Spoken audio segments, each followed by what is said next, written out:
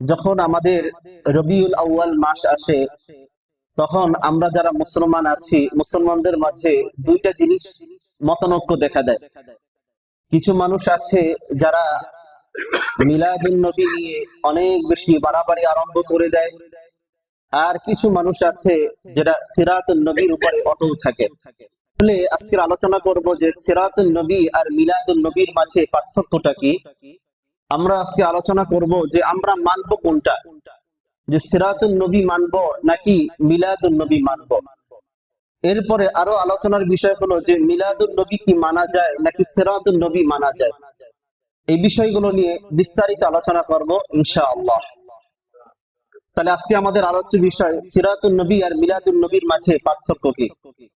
আমরা শুরুতেই জেনে নেই মিলাদুন নবী, মিলাদ শব্দের অর্থ কি। মিলাদুন নবী অর্থ হলো নবীজি সাল্লাল্লাহু আলাইহি ওয়াসাল্লামের জন্ম। মিলাদ শব্দের অর্থ হলো জন্ম, তাহলে মিলাদুন নবী অর্থ হলো নবীজি সাল্লাল্লাহু আলাইহি ওয়াসাল্লামের জন্ম। আর ইসলামী পরিভাষায় নবীজি সাল্লাল্লাহু আলাইহি ওয়াসাল্লামের জন্মকে মিলাদ বলা হয়, মিলাদুন নবী সাল্লাল্লাহু আলাইহি ওয়াসাল্লাম বলা হয়। এটা গেল মিলাদুন নবীর অর্থ। আরেকটা হলো সিরাতুন নবীর অর্থ কি। সিরাত শব্দের অর্থ হলো চরিত্র। কি অর্থ জোরে বলেন? চরিত্র। সিরাত শব্দের অর্থ হলো আচার আচরণ, জীবন বৃত্তান্ত, কর্মকাণ্ড। সিরাতুন নবী বলা হয় নবীজি সাল্লাল্লাহু আলাইহি ওয়াসাল্লামের পুরা জিন্দেগি। জোরে বলেন সুবহানাল্লাহ। তাহলে নবীজি সাল্লাল্লাহু আলাইহি ওয়াসাল্লামের পুরা জিন্দেগির মাঝে কি আছে? নবীজি সাল্লাল্লাহু আলাইহি সাল্লামের জিন্দেগির মাঝে পুরা নবীজি সাল্লাল্লাহু আলাইহি সাল্লামের জীবন বৃত্তান্ত আছে। নবীজি সাল্লাল্লাহু আলাইহি সাল্লামের দাওয়াত আছে, তাবলীগ আছে, ইবাদত আছে, পরিবার নীতি আছে, সমাজ নীতি আছে, যুদ্ধ জিহাদ আছে, আখলাক চরিত্র আছে। অর্থাৎ নবীজি সাল্লাল্লাহু আলাইহি ওয়াসাল্লামের পুরা জীবন কি বলা হয়? সিরাতুন নবী সাল্লাল্লাহু আলাইহি ওয়াসাল্লাম। তাহলে আমরা একটা পার্থক্য বুঝি, তাহলে মিলাদুন নবী কাকে বলে? নবীজি সাল্লাল্লাহু আলাইহি সাল্লামের জন্মকে বলে। আর সিরাতুন নবী, নবীজি সাল্লাল্লাহু আলাইহি ওয়াসাল্লামের পুরা জিন্দেগি কি বলে? সিরাতুন নবী সাল্লাল্লাহু আলাইহি ওয়াসাল্লাম। এখন আমরা মানবো কোনটা? মিলাদুন নবী মানবো নাকি আমরা সিরাতুন নবী আমরা মানবো? এখানে না মানার দ্বারা বিষয়টা এমন না যে অস্বীকার করা। না মানার দ্বারা অর্থ হলো এটা আমল করব কোনটা, কোনটা আমরা আমল করব, কোনটা আমরা অনুসরণ করব, অনুকরণ করব। কারণ নবীজি সাল্লাল্লাহু আলাইহি সাল্লামের মিলাদকে যে কোনো ব্যক্তি যদি না মানে, যে নবীজি সাল্লাল্লাহু আলাইহি সাল্লামের জন্মকে যদি কোনো ব্যক্তি স্বীকার না করে, তার তো ঈমানই থাকবে না। এই জন্য নবীজি সাল্লাল্লাহু আলাইহি সাল্লামের মিলাদকে আমরা অনুসরণ করব, অনুকরণ করব, নাকি সিরাতের নবীকে আমরা অনুসরণ অনুকরণ করব, কোনটা করব? আল্লাহর কোরআন কি বলে? কারণ আল্লাহর কোরআন হলো আমাদের জন্য দলিল। আল্লাহর কোরআন আমাদেরকে যেভাবে পথ দেখাবে আমরা সেইভাবে চলবো। আমার বাবা, আমার পীর, আমার মাশায়েখ, আমার পরদাদা, আমার পূর্বপুরুষ কি বলেছে, কি করেছে, সেটা আমার দেখার বিষয় নয়। আমার দলিল হলো কোরআন এবং সুন্নাহ। কি জোরে বলেন? কোরআন এবং সুন্নাহ। এবার আসেন সূরাতুল আহজাব, কোরআনুল কারীমের সূরা সূরাতুল আহজাবের 21 নম্বর আয়াতের মধ্যে আল্লাহ রাব্বুল আলামিন বলেন, লাকাদ কানা লাকুম ফি রাসূলিল্লাহি উসওয়াতুন হাসানাহ। আল্লাহ রাব্বুল আলামিন বলেন, আমি অবশ্যই অবশ্যই তোমাদের জন্য আল্লাহ রাসূল সাল্লাল্লাহু আলাইহি ওয়াসাল্লামের মাঝে উত্তম আদর্শ রেখেছি। তাহলে আল্লাহর নবী সাল্লাল্লাহু আলাইহি ওয়াসাল্লামকে মানার জন্য বলেছেন, উত্তম আদর্শ রেখেছেন কিসের মধ্যে? আল্লাহর নবীর সিরাতের মধ্যে, আল্লাহর নবীর পুরো জীবনের মাঝে। আল্লাহ রাব্বুল আলামিন এখানে শুধু বলেন না যে নবীর জন্মের মাঝে তোমাদের জন্য উত্তম আদর্শ রেখেছি। আমরা আজকে আলোচনা করব যে মিলাদুন নবী, নবীর জন্ম এমন একটা অস্বাভাবিক জন্ম ছিল, এটা কোনো মানুষের পক্ষে নবীর মতো জন্মগ্রহণ করা বা এই রকমের অলৌকিক ঘটনা ঘটানো কোনোদিন এটা সম্ভব নয়। এটা এরপরে আসেন নবীকে মান্য করার নির্দেশ, এটা স্বয়ং আল্লাহ রাব্বুল আলামিন দিয়েছেন। সূরাতুল হাশরের 7 নম্বর আয়াতের মধ্যে আল্লাহ রাব্বুল আলামিন বলেন, ওমা আতাকুমুর রাসূলু ফাখুযু ওমা নাহাকুম আনহু ফান্তাহু। আল্লাহ রাব্বুল আলামিন বলেন, রাসূল তোমাদের কাছে যা নিয়ে এসেছে সেটাকে তোমরা আঁকড়ে ধরো, সেটাকে তোমরা গ্রহণ করো। ওমা নাহাকুম আনহু ফান্তাহু। আর নবীজি যা থেকে তোমাদেরকে নিষেধ করেছেন সেগুলো থেকে তোমরা বিরত থাকো। তাহলে বলেন আমাদের নীতি বাতলে কে দিয়েছেন? আল্লাহর নবী সাল্লাল্লাহু আলাইহি সাল্লাম দিয়েছেন।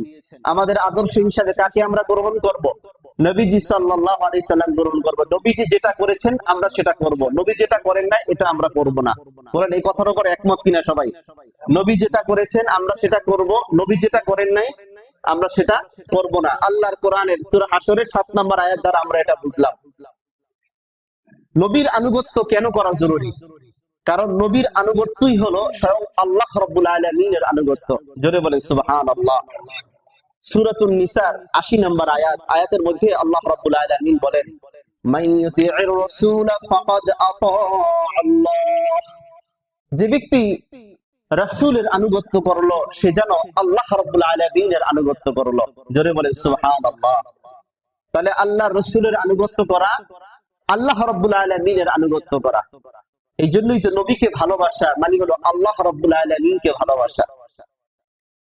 যেমন আল্লাহ রাব্বুল আলামিন বলেছেন, কুল ইন কুনতুম তুহিব্বুনাল্লাহ ফাত্তাবিউনি ইউহিব্বুকুমুল্লাহ। আল্লাহ রাব্বুল আলামিন বলেন, কুল ইন কুনতুম তুহিব্বুনাল্লাহ, তোমরা যদি আল্লাহ রাব্বুল আলামিনকে ভালোবাসতে চাও। বলেন আমরা সবাই আল্লাহ রাব্বুল আলামিনকে ভালোবাসতে চাই কিনা? সবাই চাই। আল্লাহ রাব্বুল আলামিনের ভালোবাসা চাই। আল্লাহর নবী বলেন, ফাত্তাবিউনি ইউহিব্বুকুমুল্লাহ, তাহলে তোমরা আমার অনুসরণ করো। আমি নবী মুহাম্মদ রাসূলুল্লাহর অনুসরণ করো, তাহলে আল্লাহ রাব্বুল আলামিন তোমাদেরকে ভালোবাসবেন। তো নবীর অনুসরণ যদি করেন আল্লাহ রাব্বুল আলামিন এখানে দুইটা পুরস্কারের কথা বলেছেন। এক নাম্বার, তুমি আল্লাহ রাব্বুল আলামিনের ভালোবাসার পাত্র হয়ে যাবা। দ্বিতীয় নাম্বার, ওয়াগফির লাকুম যুনুবাকুম, আল্লাহ রাব্বুল আলামিন তোমাদেরকে maaf করে দিবেন, তোমাদের অপরাধগুলোকে আল্লাহ রাব্বুল আলামিন ক্ষমা করে দিবেন। জোরে বলেন সুবহানাল্লাহ। সম্মানিত হাজিরিন, তাহলে নবীজি আমাদেরকে কোনটা মানতে বলেছেন?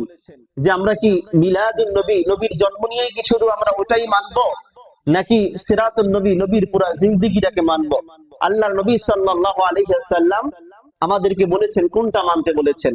কারণ নবীর কথা অনুযায়ী যদি সফলতা পেতে হয়, নবীর কথার বাহিরে গিয়ে কি সফলতা পাওয়া যাবে? যদি বলেন আমি যত সুন্দর ভাবে চাকচিক্যের সাথে আমি আমার ইবাদত করি না কেন, কিন্তু সেটা নবীর তরিকা মোতাবেক হয় নাই, আল্লাহ তাআলার কাছে সেটা গ্রহণযোগ্য হবে?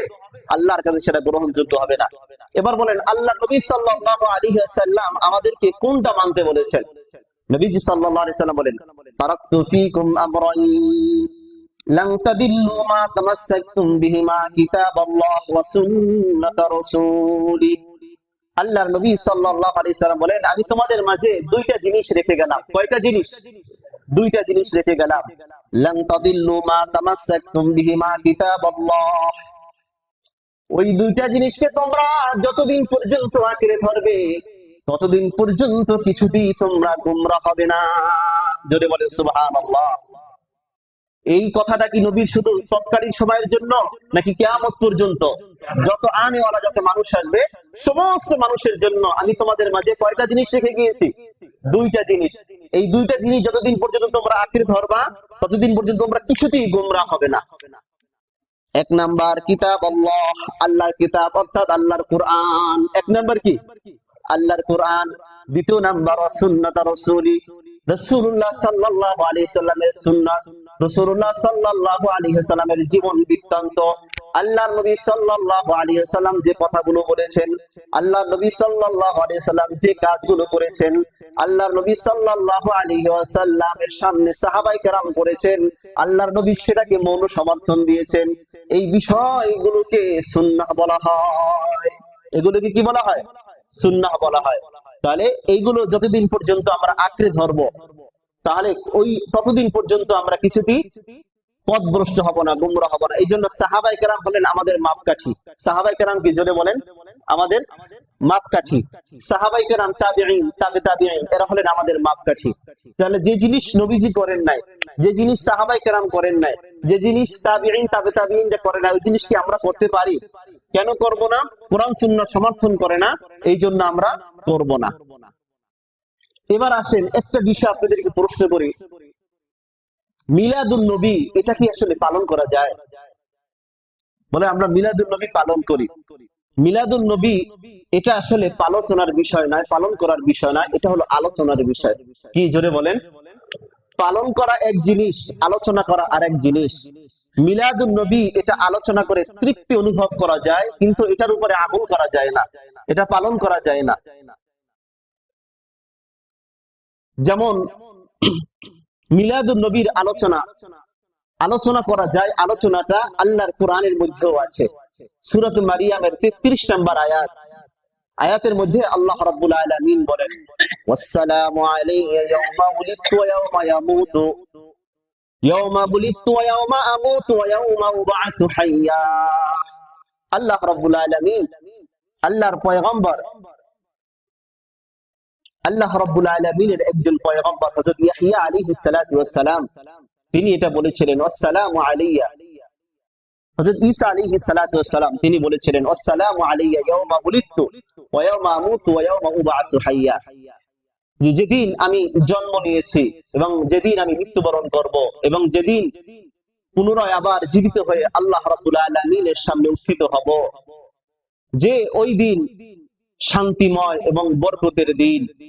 তাহলে এই দিন এটা উদযাপনের দিন নয়, বরং এটা শান্তিময়ের দিন বলেছেন। এটা আলোচনা করা যায়, এটা কি উদযাপন করা যায় না, এটাকে ঝাঁকজমক ভাবে এটা পালন করা যায় না, বরং এটা আলোচনা করা যায়। তো মিলাদুন নবীর আলোচনা, এটা আমরা আলোচনা করব, এটা যে পালন করা যায় না, এটার জন্য আপনাদের সামনে কিছু দলিল পেশ করব যে আসলে মিলাদুন নবী এটা পালনীয় বিষয় নয়, সিরাতুন নবী এটা পালন করা যায়। আর মিলাদুন নবী এটা শুধু আলোচনা করা যায়, কিছু তৃপ্তি অনুভব করা যায়। তবে এটা আলোচনা করাটা এটা অনর্থক যাবে না, আলোচনা করাটা এটা মুস্তাহাব। নবীজি সাল্লাল্লাহু আলাইহি সাল্লামের মহব্বত দিলের মধ্যে তৈরি হয়, কারণ নবীজি সাল্লাল্লাহু আলাইহি ওয়াসাল্লামের পুরা জীবনীটি নিয়ে আলোচনা করাটাই হলো ইবাদত। নবীজির জীবনী নিয়ে আলোচনা করাটা কি, জোরে বলেন? ইবাদত। তাহলে মিলাদুন নবীর আলোচনা, যে রাত্রে নবীজি সাল্লাল্লাহু আলাইহি সাল্লাম জন্মগ্রহণ করেছেন, ওই রাত্রে এমন কিছু কিছু ঘটনা ঘটেছে, এমন কিছু আশ্চর্যজনক ঘটনা ঘটেছে যে নবীজি সাল্লাল্লাহু আলাইহি সাল্লামের একটা মুআজিজা ছিল। এটা যে যেই রাতে নবীজি সাল্লাল্লাহু আলাইহি সাল্লাম জন্মগ্রহণ করলেন, সেই রাতে কিসরার যে রাজপ্রাসাদ ছিল, হঠাৎ করে তারা ওই রাজপ্রাসাদ গুলো প্রকম্পিত হলো। জোরে বলেন সুবহানাল্লাহ। তাহলে এটা যদি আমরা এটা পালন করতে যাই, আমাদের কারো জন্মের সময় এমন হওয়া এটা কোনোদিনও সম্ভব নয়, কিন্তু নবীজি সাল্লাল্লাহু আলাইহি সাল্লামের জন্মের সময় এমন হয়েছে, এটা আমরা আলোচনা করতে পারি। এই জন্য মিলাদুন নবী এটা আলোচনা করা যায়, এটা পালন করা যায় না। দ্বিতীয় নাম্বার, নবীজি সাল্লাল্লাহু আলাইহি ওয়াসাল্লাম যখন জন্মগ্রহণ করেছিলেন, তখন কিসরার রাজপ্রাসাদের 14টা গম্বুজ ভেঙে পড়ে গিয়েছিল। জোরে বলেন সুবহানাল্লাহ। এটা হলো মিলাদুন নবী, এটা আলোচনা করা যায়, পালন করা যায় না। তৃতীয় নাম্বার, নবীজি সাল্লাল্লাহু আলাইহি সাল্লাম যখন জন্মগ্রহণ করেছিলেন, পারস্যের সেই বিশাল একটা অগ্নিকুণ্ড ছিল, সেটা নিভে গেল। যে অগ্নিকুণ্ডটা 1000 বছরের মধ্যে একবারও নিভে নাই, অর্থাৎ 1000 বছর পর্যন্ত বিশাল বড় একটা অগ্নিকুণ্ড জ্বলতেছিল। যেদিন আল্লাহ নবী সাল্লাল্লাহু আলাইহি ওয়াসাল্লাম জন্মগ্রহণ করলেন, ওই অগ্নিকুণ্ডটা নিভে গেল। জোরে বলেন সুবহানাল্লাহ। তাহলে এটা একমাত্র নবী দ্বারাই সম্ভব, অন্য কোন মানুষের দ্বারা কি এটা সম্ভব? জোরে বলেন, কোনদিন কোশ্চিনকালও সম্ভব নয়। এই জন্য মিলাদুন নবী এটা আলোচনা করা যায়, এটা নবীর মিলাদুন নবী, নবীর জন্মের সময়ের ঘটনাগুলো, নবীর জন্মের আলোচনা। তাহলে মিলাদুন নবী এটা পালন করা যায় না, এটা আলোচনা করা যায়। এরপরে 4 নাম্বার দলিল, বুহাইরা যে সাওয়া, অর্থাৎ হলো সাওয়া নামক একটা বিশাল যে জলাশয় ছিল, যে আচমকা সেটা ওই জলাশয়টা শুকিয়ে যায়, যা আগে কখনো শুকায়নি। যেদিন নবীজি সাল্লাল্লাহু আলাইহি ওয়াসাল্লাম জন্মগ্রহণ করেছিলেন, ওই বুহাইরা নামক জলাশয়টা হঠাৎ করে শুকিয়ে গেল, যেটা ইতিপূর্বে কখনো শুকায় নাই। এটা হলো আল্লাহ রাব্বুল আলামিনের আরেকটা মুআজিজা। জোরে বলেন সুবহানাল্লাহ। এরপরে 5ম নাম্বার, মুবিয়ান নামক সিরিয়ার একজন ধর্মযাজক, একজন পাদ্রী, সে স্বপ্ন দেখলো কতগুলো উট, কতগুলো ঘোড়াকে তাড়িয়ে দিচ্ছে, দৌড় দিচ্ছে। তখন ঘোড়াগুলো তারা খেয়ে, ওই উটগুলো তারা খেয়ে দজলা নদী অতিক্রম করে তারপরে তাদের জনপদ সমূহের ভিতরে ছড়িয়ে পড়েছে। তখন কিসরার যে সম্রাট ছিলেন, তিনি মন্ত্রী পরিষদকে এগুলো ডাকলেন। ডাকার পরে বললেন যে গতকালকে রাত্রে হঠাৎ করে এরকমের আশ্চর্যজনক যে ঘটনাগুলো ইতিপূর্বে বর্ণনা করলাম, যে এমন কিছু আশ্চর্যজনক ঘটনাগুলো হঠাৎ করে ঘটে গেল, তার কারণটা কি? এবং মুবিয়ান, তুমি কিছু বলো। সে বলো, আমি তো একটা স্বপ্ন দেখলাম এমন, যে ঘোড়ার কথাগুলো, এই উটগুলোর কথা বললেন, কিছু উট এভাবে দৌড়াচ্ছে কিছু ঘোড়াকে, আর সেগুলো দজলা নদী পেরিয়ে আমাদের রাজপ্রাসাদ গুলোর মধ্যে ঢুকে পড়েছে। তখন বাদশা তাকে জিজ্ঞাসা করলো, তুমি কি স্বপ্নের ব্যাখ্যা বলতে পারো? তখন সে বলল, হ্যাঁ পারি। বললেন, আরবের কোন এক উপকণ্ঠে বিশেষ কোন একটি ঘটনা ঘটে থাকবে হয়তো, যে ঘটনার কারণে আমাদের সঙ্গে একের পর এক এরকমের ঘটনা আমাদের সাথে ঘটতেই থাকবে। অর্থাৎ এই স্বপ্নের মাধ্যমে আল্লাহ রাব্বুল আলামিন এটা বুঝিয়ে দিয়েছেন যে পৃথিবীতে তাওহীদ এবং ইনসাফের শাসকদের আগমন ঘটে গিয়েছে। জোরে বলেন সুবহানাল্লাহ। সুতরাং তোমাদের এই রাজত্ব, কুফরি মতবাদ, তোমাদের মানুষের তৈরি করা আইন মতবাদ, এগুলো সব কবর রচনা হবে। জোরে বলেন সুবহানাল্লাহ। এবং খুব দ্রুতই এগুলো সব ধ্বংস হয়ে যাবে। এই স্বপ্ন দ্বারা আল্লাহ রাব্বুল আলামিন এগুলো বুঝালেন। শুধু এতটুকু নয়, নবীজি সাল্লাল্লাহু আলাইহি ওয়াসাল্লাম যখন জন্মগ্রহণ করলেন, ওই জন্মগ্রহণ করার সময় যত মূর্তি ছিল, সমস্ত মূর্তিগুলোর মাথা জমিনের দিকে ঝুঁকে গেল। জোরে বলেন সুবহানাল্লাহ। এর দ্বারা এটা বুঝালেন যে শিরিক এখানে কবর রচনা হয়ে যাবে, ইসলামকে আল্লাহ রাব্বুল আলামিন জীবিত করবেন। সেই মহামানব পৃথিবীর বুকে আগমন করেছে। জোরে বলেন সুবহানাল্লাহ। তাহলে নবীজি সাল্লাল্লাহু আলাইহি সাল্লামের এগুলো হলো মিলাদুন নবী। বলেন, এগুলো কি আপনার পালন করা যায়? এগুলোর উপর কি আপনি আমল করতে পারবেন, নাকি এগুলো শুধু আলোচনা করা যায়, তৃপ্তি অনুভব করা যায়? আলোচনা করলেও তার সওয়াব হয়। এরপর আসেন নবীজি সাল্লাল্লাহু আলাইহি সাল্লামের মিলাদ নিয়ে আমরা আরো আলোচনা করি। নবীজি সাল্লাল্লাহু আলাইহি সাল্লাম যখন মা আমিনা রাদিয়াল্লাহু তাআলা আনহার গর্ভে যখন ছিলেন, একদিন মা আমিনা রাদিয়াল্লাহু তাআলা আনহা তিনি স্বপ্নে দেখলেন, কে যেন তাকে বলছে, ও আমিনা, তুমি উম্মতের সর্দার, যিনি এই পৃথিবীর সর্দার, সমস্ত নবীদের সর্দার, যিনি, তাকে কিন্তু তুমি গর্ভে ধারণ করেছো। জোরে বলেন সুবহানাল্লাহ। তখন গায়েব থেকে ওই ব্যক্তি আরো বলতেছেন, আমিনা শোনো, তিনি যদি ভূমিষ্ঠ হয়, সাথে সাথে তুমি একটা জিনিস করবা, তিনি ভূমিষ্ঠ হলে সকল হিংসুকদের অনিষ্ট থেকে, তাদের হিংসুকদের যাবতীয় অনিষ্ট থেকে তুমি তাকে, তাদের বিপদ থেকে আল্লাহ রাব্বুল আলামিনের কাছে তুমি সমর্পণ করবা, আল্লাহ রাব্বুল আলামিনের কাছে তুমি তাকে সুপর্দ করে দিবা। জোরে বলেন সুবহানাল্লাহ। অথবা তিনি বললেন যে আমিনা, সে যদি দুনিয়ার বুকে ভূমিষ্ঠ হয়, এরপরে তুমি তার নাম রাখবা মুহাম্মদ, যে নাম ইতিপূর্বে কাউ রাখা হয় না, যার অর্থ হলো প্রশংসিত। যার অর্থ কি? জোরে বলেন প্রশংসিত। যে ইতিপূর্বে কোন ব্যক্তির নাম মুহাম্মদ রাখা হয় নাই। হযরত আমিনা রাদিয়াল্লাহু তাআলা আনহা তিনি আরো বলেন, তিনি একদিন দেখতে পেলেন তার পেট থেকে একটা নূর বের হয়ে গিয়েছে, আর যার দরুন সিরিয়ার যে রাজপ্রাসাদের যে বিশাল বিশাল অট্টালিকা ছিল, ওই নূর দ্বারা পুরো রাজপ্রাসাদ গুলো সব আলোকিত হয়ে গিয়েছে। জোরে বলেন সুবহানাল্লাহ। আমিনা রাদিয়াল্লাহু তাআলা আনহা তিনি বলেন, নবীজি সাল্লাল্লাহু আলাইহি সাল্লাম যখন আমার গর্ভে ছিলেন, নবীজি আমার গর্ভে থাকা অবস্থায় সামান্য পরিমাণ কষ্ট আমার অনুভব হয় নাই।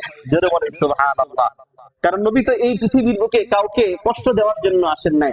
তাহলে নবীজি মা আমিনা রাদিয়াল্লাহু তাআলা আনহাকে কেন কষ্ট দিবেন? মা আমিনা রাদিয়াল্লাহু তাআলা আনহা তিনি বলেন যে নবীজি সাল্লাল্লাহু আলাইহি ওয়াসাল্লাম যখন এরকমের ভাবে পৃথিবীর বুকে যখন আগমন করবেন, যখন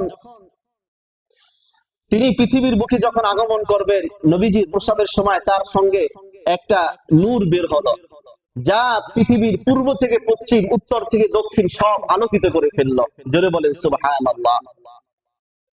মা আমিনা রাদিয়াল্লাহু তাআলা আনহা তিনি আরো বলেন যে আমার গর্ভ থেকে বের হয়ে নবীজি সাল্লাল্লাহু আলাইহি ওয়াসাল্লাম সর্বপ্রথম মাটির উপরে ভর দিলেন।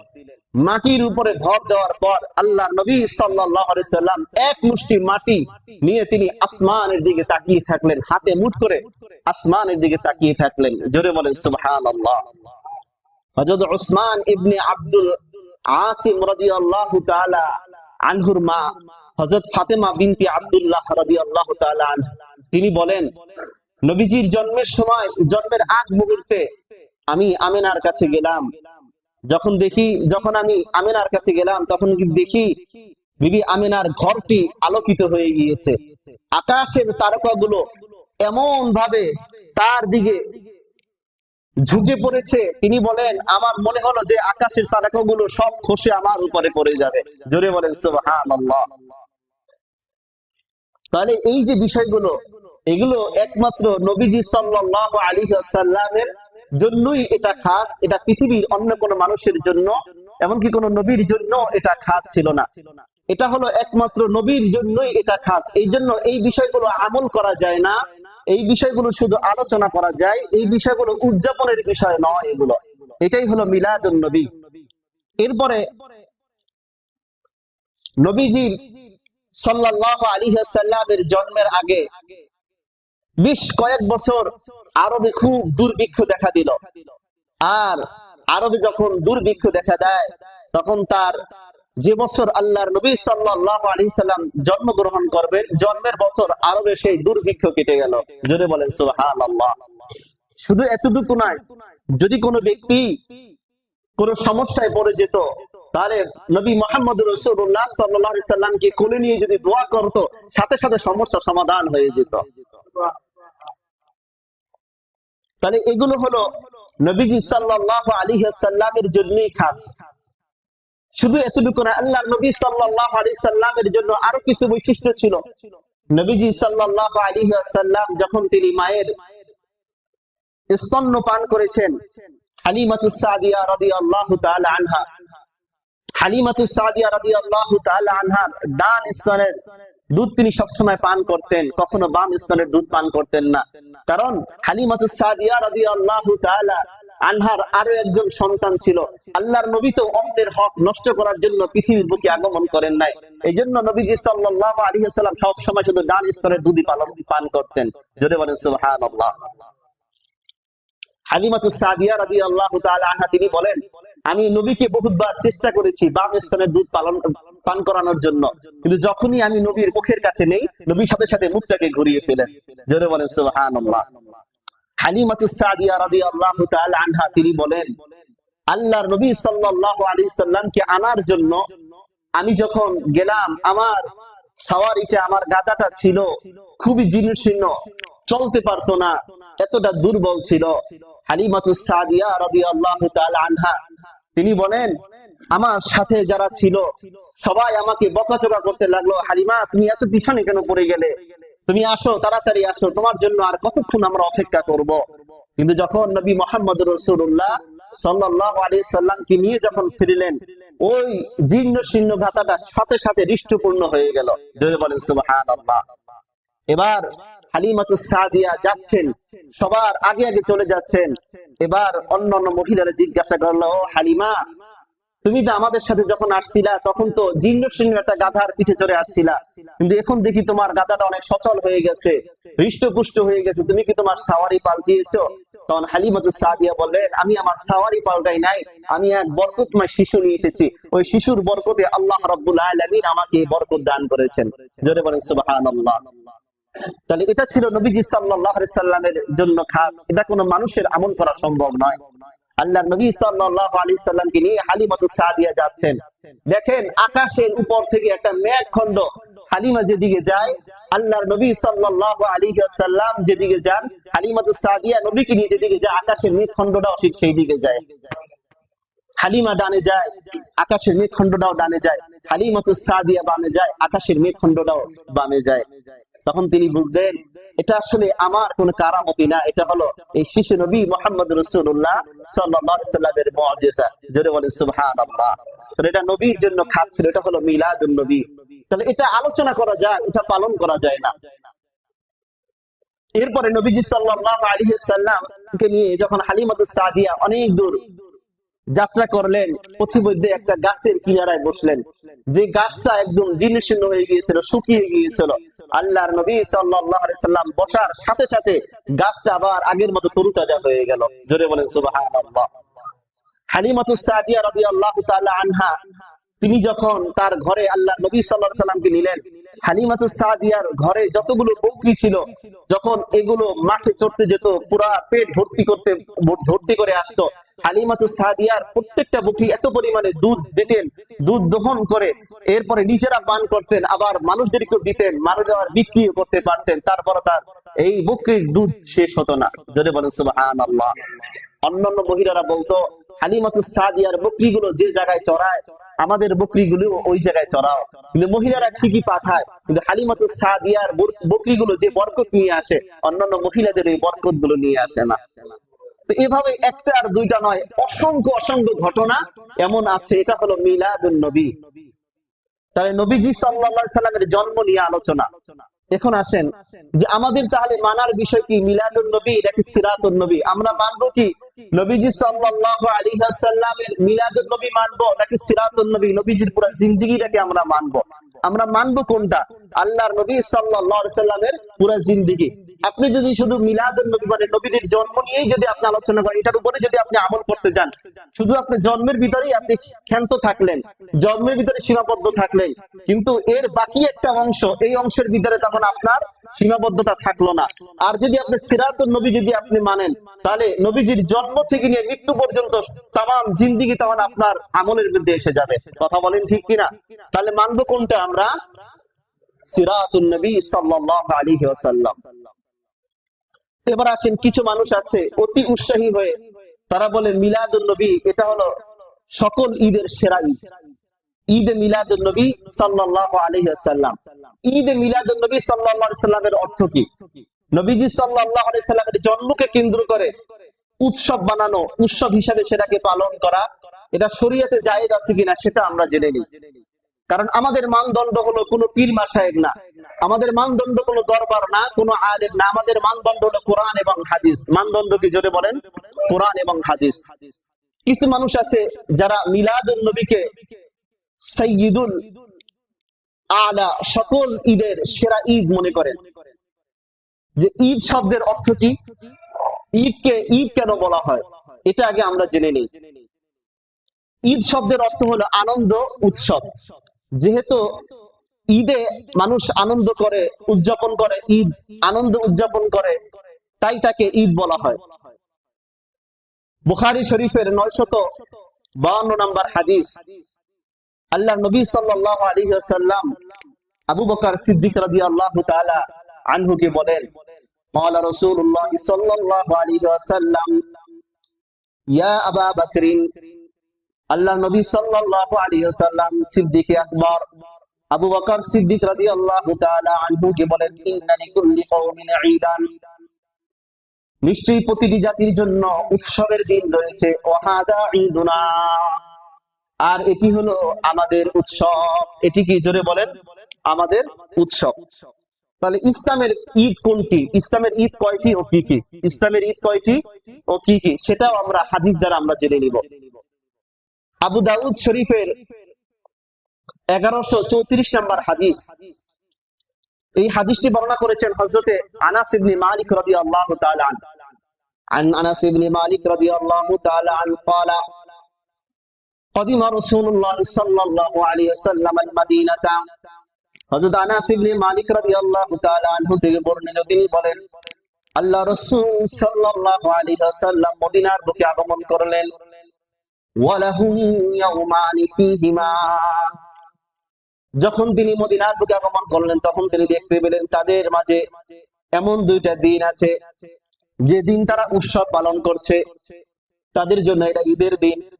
ফাকালা মা হাদানিল ইয়াউমান, আল্লাহর নবী তখন বললেন এই দুইটা দিন যে তোমরা উৎসব পালন করছো, খেলাধুলা করছো, আনন্দ উদযাপন করছো, এগুলো কিসের দিন? ক্বালু কুন্না নালআবু ফীহিমা ফিল জাহিলিয়াতি। তখন সাহাবীরা বললেন, ইয়া রাসূলুল্লাহ, ইয়া হাবিবাল্লাহ, এই দুই দিনে আমরা জাহিলিয়াতের আমাদের পূর্বপুরুষদের থেকে আমরা এই দুই দিন উৎসব করে থাকি। বছরের এমন দুইটা দিন আছে আমাদের, এই দুই দিন আমরা বিভিন্ন উৎসব পালন করে থাকি। ফাকালা রাসূলুল্লাহ সাল্লাল্লাহু আলাইহি ওয়াসাল্লাম, তখন আল্লাহ রাসূল সাল্লাল্লাহু আলাইহি ওয়াসাল্লাম বলেন, ইন্নাল্লাহা ক্বাদ আবদালাকুম বিহিমা খায়রান মিনহুমা ইয়াউমাল আযহা ওয়া ইয়াউমাল ফিতর। নিশ্চয় আল্লাহ রাব্বুল আলামিন তোমাদের এই দুই দিনের পরিবর্তে এর চাইতে উত্তম দুইটা উৎসবের দিন আল্লাহ রাব্বুল আলামিন তোমাদের জন্য দান করেছেন। সেগুলো হলো, একটা হলো রোজার ঈদ ইয়াউমুল আযহা, একটা হলো কুরবানির ঈদ ইয়াউমুল আযহা, ঈদুল আজহার। দ্বিতীয় নাম্বারটা হলো ইয়াউমুল ফিতর, রমজানের ঈদ। তাহলে একটা হলো কুরবানির ঈদ, আর একটা কিসের ঈদ? ঈদুল ফিতর। তাহলে ঈদুল আজহার, ঈদুল ফিতর, এই দুইটা ঈদ কে নির্ধারণ করেছেন? স্বয়ং আল্লাহ রাব্বুল আলামিন নির্ধারণ করেছেন। তাহলে আল্লাহর নবী নির্ধারণ করেছেন। এই দুই দিনের বাহিরে অন্য কোন ঈদ আছে? জোরে বলেন। তাহলে আল্লাহর নবীর নির্ধারণকে আমরা কি পরিবর্তন করতে পারি? যদি এই দুই দিন ঈদের বাদ দিয়ে যদি অন্য তৃতীয় কোনো দিন যদি ঈদ হতো, তাহলে তো ওই জাহিলিয়াতের যুগে যে সাহাবায়ে কেরাম যারা যুগ যুগ ধরে যে উৎসবের দিন পালন করতেন, তাহলে আল্লাহর নবী তো ওটাকে নিষেধ করতেন না। আল্লাহর নবী বলেন, এই দিনগুলোর পরিবর্তে আল্লাহ রাব্বুল আলামিন তোমাদের জন্য দুইটা উৎসবের দিন দান করেছেন। একটা হলো রমজানের ঈদ, আর একটা হলো কি? কুরবানির ঈদ। তিরমিজি শরীফের 773 নম্বর হাদিস। এই হাদিসটি বর্ণনা করেছেন হযরত উকবা বিন আমির রাদিয়াল্লাহু তাআলা আনহু। عن عقبة بن عامر رضي الله تعالى عنه থেকে বর্ণিত, তিনি বলেন, قال رسول الله صلى الله عليه وسلم يوم الفطر ويوم النحر وأيام التشريق। আল্লাহর নবী সাল্লাল্লাহু আলাইহি ওয়াসাল্লাম বলেন, শোনো, ইয়াউমুল ফিত্র ইয়াউমুন নাহরি উৎসবের দিন কোনটি জানো? এক নাম্বার ইয়াউমুল ফিত্র, ঈদুল ফিতর, রমজানের ঈদ। আর একটা হলো ইয়াউমুন নাহরি ওয়া আইয়ামুত তাশরিক, যে আইয়ামে তাশরিক সহকারে, যেমন আমরা পড়ি না কুরবানির আগে যে আল্লাহু আকবার লা ইলাহা ইল্লাল্লাহু ওয়াল্লাহু আকবার ওয়া লিল্লাহিল হামদ, প্রত্যেক নামাজের পর পড়ি, যে এই আইয়ামুত তাশরিক সহকারে কুরবানির ঈদ, এই দুইটা হলো ইসলামের মাঝে ঈদ হিসাবে এটা আল্লাহ রাব্বুল আলামিন নির্ধারণ করেছেন। নবীজি সাল্লাল্লাহু আলাইহি ওয়াসাল্লামের সুন্নাহ মোতাবেক এই দুইটা উৎসব পালন করেছেন। এটা তাহলে আমরা উৎসবের দিন এই দুইটা দিন বাদ দিয়ে যদি অন্য কোন দিনকে যদি আমরা উৎসবের দিন মনে করি, তাহলে কি সেটা নবীর সুন্নাহ মোতাবেক হবে? জোরে বলেন। এখন যারা বলে সকল ঈদের সেরা ঈদ ঈদে মিলাদুন নবী, তাহলে এটা হলো তাদের মন গড়া ঈদ। এটা নবীজি সাল্লাল্লাহু আলাইহি সাল্লামের সুন্নাহ মোতাবেক ঈদ নয় এটা, কারণ এটা তারা বানিয়েছেন। যে জিনিস সাহাবায়ে কেরাম করেন নাই। ভাই, আমরা তো নবীকে সবাই মহব্বত করি, কি বলেন, করি কিনা? নবীকে সবাই মহব্বত করি কিনা? কি সাহাবীদের থেকে কি বেশি? হ্যাঁ, সাহাবীদের থেকে বেশি। তা সাহাবায়ে কেরাম তো নবীর জন্মকে কেন্দ্র করে কোনোদিন উৎসবের দিন বানান নাই। নবীর জন্মকে কেন্দ্র করে তো সাহাবায়ে কেরাম কোনোদিন ঈদের দিন বানান নাই। সাহাবায়ে কেরাম তো এই কথা বলেন নাই সকল ঈদের সেরা ঈদ ঈদে মিলাদুন নবী। আমরা কি তাবেঈনদের চাইতে কি আল্লাহর নবীকে বেশি মহব্বত করি? আমরা তাবেঈনদের চাইতে কি বেশি মহব্বত করি? আমরা কি আমিরুল মুমিনিন ওমর ফারুক রাদিয়াল্লাহু তাআলা আনহু, আমিরুল মুমিনিন আবু বকর সিদ্দিক রাদিয়াল্লাহু তাআলা আনহু, আমিরুল মুমিনিন উসমান গনি রাদিয়াল্লাহু তাআলা আনহু, আমিরুল মুমিনিন উসমান আলী রাদিয়াল্লাহু তাআলা আনহু, আমিরুল মুমিনিন ওমর ইবনে আব্দুল আজিজ রাহমাতুল্লাহি আলাইহি, এদের চাইতে কি আমরা আল্লাহর নবীর বেশি আশিক হয়ে গেলাম? তারা যদি এই ঈদকে ঈদে মিলাদুন নবীকে যদি তারা ঈদ হিসাবে যদি গ্রহণ করতে না পারেন, তাহলে বুঝতে হবে যে ব্যক্তি যারা করবে এরা বেদাতি, এদের আমল এটা আল্লাহ রাব্বুল আলামিনের কাছে গ্রহণযোগ্য নয়। যারা বলবে সকল ঈদের সেরা ঈদ ঈদে মিলাদুন নবী, এই কথা ইসলাম সমর্থন করে না। এটা বেদাতি আচরণ, এটা বেদাতি কথাবার্তা। এতে কোনো সন্দেহ আছে কিনা? জোরে বলেন। কোনো সন্দেহ নাই। আমরা মানব কোরআন সুন্নাহ, হাদিস, আল্লাহ নবী সাল্লাল্লাহু আলাইহি ওয়াসাল্লাম যে জিনিস করেছেন, সাহাবায়ে কেরাম যে জিনিস করেছেন, তাবিঈন তাবিঈনরা যে জিনিস করেছেন, আল্লাহর কোরআনের ভিতরে যারা দিক নির্দেশনা আছে, আল্লাহর নবীর সুন্নাহর মাঝে যারা দিক নির্দেশনা আছে, সেটা কি আমাদের মানতে হবে, অন্য কোনো বিষয় এটা মানা যাবে না। তারা নবীর জন্মদিনকে তারা বিভিন্ন ভাবে তারা পালন করে। কি পালন করে? সারা বছর খবর নাই, আমলের খবর নাই, নামাজের খবর নাই, নবীর সুন্নতের খবর নাই। যখন রবিউল আউয়াল মাস আসে, বিভিন্ন ভাবে তারা ফুল দিয়ে গাড়ি সাজিয়ে বিভিন্ন রকমের মহড়া দেয়, অথচ ওদিনকের নামাজটাও ঠিকভাবে তারা পড়ে না। আল্লাহর নবী সাল্লাল্লাহু আলাইহি সাল্লাম তার জন্মদিনকে কেন্দ্র করে কি আমল করেছেন? আল্লাহর নবী সাল্লাল্লাহু আলাইহি সাল্লাম সপ্তাহে 2 দিন রোজা রাখতেন। নবীকে জিজ্ঞাসা করা হলো, ইয়া রাসূলুল্লাহ, আপনি সোমবার দিন কেন রোজা রাখেন?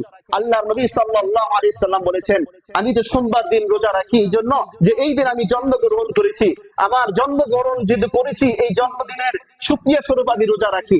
আল্লাহর নবীকে জিজ্ঞাসা করা হলো, আপনি বৃহস্পতিবার দিন কেন রোজা রাখেন? বলে, বৃহস্পতিবার দিন আল্লাহ রাব্বুল আলামিনের কাছে আমার আমল যায়, আমি চাই আমার আমলটা যাতে রোজাদার অবস্থায় যায়, এই জন্য আমি রোজা রাখি। তাহলে তুমি যদি আল্লাহর নবীর জন্মকে কেন্দ্র করে কোনো কিছু করতে চাও, তাহলে তুমি রোজা রাখো, যেমন নবীজি সাল্লাল্লাহু আলাইহি সাল্লাম করেছেন, সাহাবায়ে কেরাম যেটা করেছেন, রোজা রাখার মাধ্যমে আল্লাহর নবী সাল্লাল্লাহু আলাইহি সাল্লামের জন্মদিনের শুকরিয়া স্বরূপ আমল করেছেন এটা। কিন্তু আপনি সেটা না করে কি করছেন? এগুলো আবার বলে যে সিরাতুন নবীর যে তাদের যে এই মিছিলটা যে হচ্ছে, তাদের জশ্নে জুলুস যেটা হচ্ছে, 55তম, 60তম, 50তম জশ্নে জুলুস।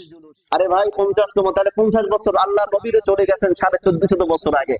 তার নবীজি সাল্লাল্লাহু আলাইহি সাল্লামের 1450 বছর পর আইসা আপনি এই বিদআতটা চালু করছেন, তার বেশি দিন হয় নাই, কত 50 বছর হয়েছে, 55 বছর হয়েছে। তাহলে আপনার কথা দ্বারাই তো এটা ধরা খায় যে আমলটা আসলে গ্রহণযোগ্য না। কথা বলেন ঠিক কিনা? যাই হোক, এরপরে যদি আমার কথা দ্বারা আপনারা কেউ ব্যথা পান, আল্লাহর রাস্তায় আমাকে ক্ষমা করে দিয়েন। এরপরে দেখেন তৃতীয় নাম্বার যে দলিলটা, এটা হলো যে এই ঈদটা কিভাবে আসলে চালু হলো। এটা সর্বপ্রথম ফাতিমি খলিফা যে যারা ছিলেন, তারা এটা চালু করেছেন।